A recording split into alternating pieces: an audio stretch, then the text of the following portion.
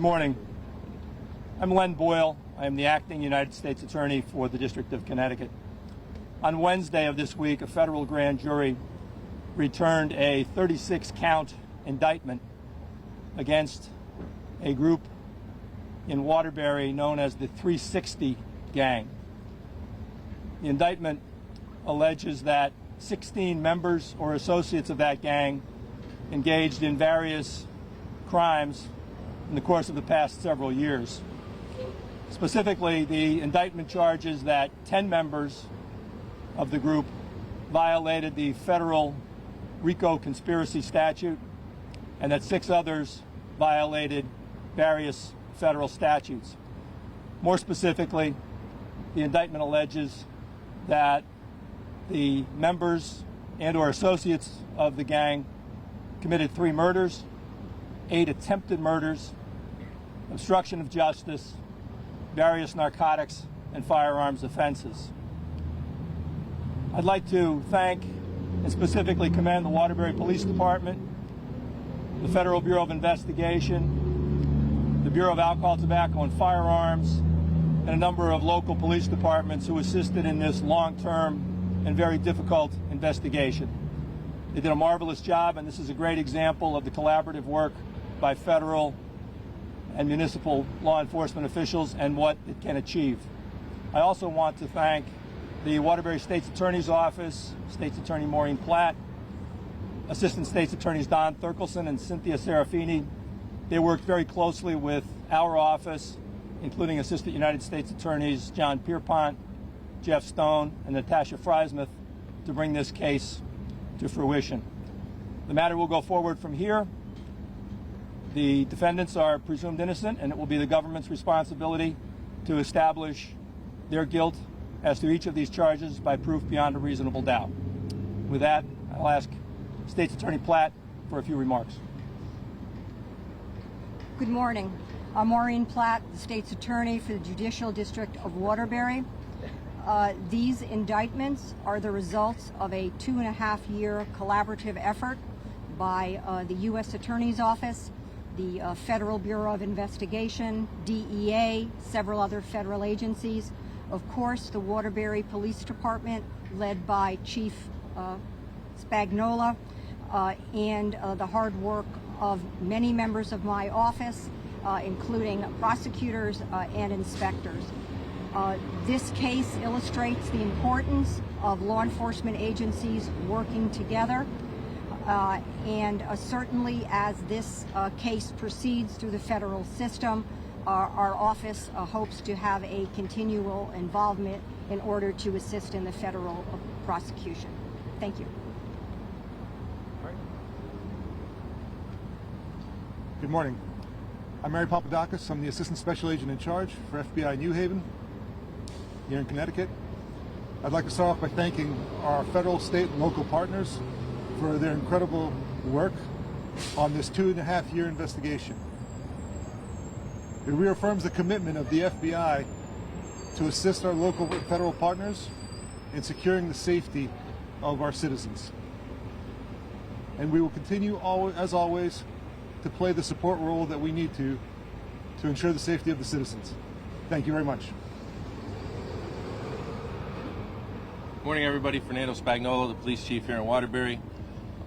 It's a great relief for me knowing that our streets and our community and the residents here in the city of Waterbury are much safer today after this lengthy investigation. I want to thank and appreciate and acknowledge Mayor O'Leary here for all his support over the last several years as we conducted this endeavor with our federal partners in the FBI, the ATF, and at the U.S. Attorney's Office. I also like to thank Maureen Platt from the State's Attorney's Office for her continued support. This was a difficult case, and it will continue to be investigated. But knowing that this 36-count indictment was returned on 16 individuals for the amount of violence that was committed throughout the city over the past 2.5 years or so is a relief to me. Thank you. Chief Spagnola reminded me that I think I referred to it as 360. As you'll see from the indictment, the group is known as the 960 Gang. With that, I'll take any questions. What's next after this investigation? I know, obviously, the court's before now. Things terms of here on the ground in Waterbury, what's next? This investigation will continue, and the federal government will continue to work with the Waterbury Police Department, Waterbury State's Attorney's Office on this and other violent crime matters that merit our attention. Describe the hierarchy of the game. I'm sorry? Can you describe the hierarchy of the game? I don't want to say anything that's outside the indictment itself. I would just simply refer you to the indictment who lays out the members that are charged. Well, at least some of these members continue to run the operation from inside while they're incarcerated. I can't comment on that.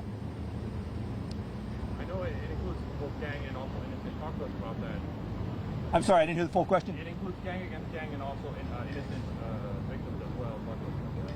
Yes, the indictment alleges that there were two rival gangs who were at odds with the 960 group and that they had ongoing issues.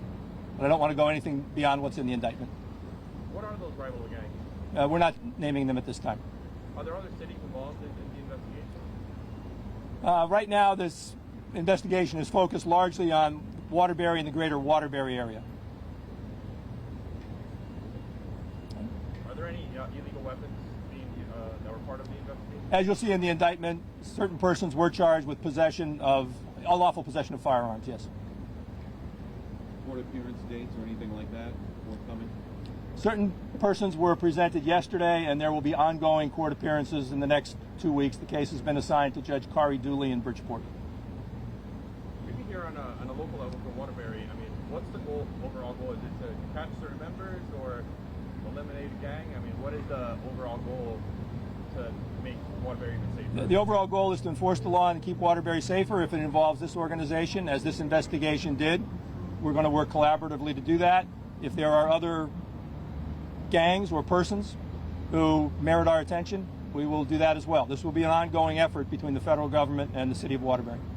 A message to the Waterbury citizens. I know obviously there's still gang members out there. Maybe their lives are, they're a little shook right now. I mean, tell us a message that you want to send out to the public. Thank you. Yes. Anyone who feels that for whatever reason their safety is in danger because of this organization or any organization, any person who's up to no good, we want to hear about it. As I said, this is an ongoing investigation. Things don't end today. And any information that the citizens of Waterbury have that they would like to bring forward that will help make them safer and protect their streets and their children, we want to know about it. Have you found a lot of tips coming up, or did you guys have to make this team together because you guys weren't getting enough information? I don't want to comment on the information that we received, but the investigation was able to proceed to this point, so I think that reflects the involvement of the city of Waterbury, certainly. As far as manpower goes, investigative hours I'm sorry, I can't. It's gone on for a long time with a lot of people. That's about all I can say at this point. Fair to say years in the making? Yes. Okay. All right. Thank you very much, folks.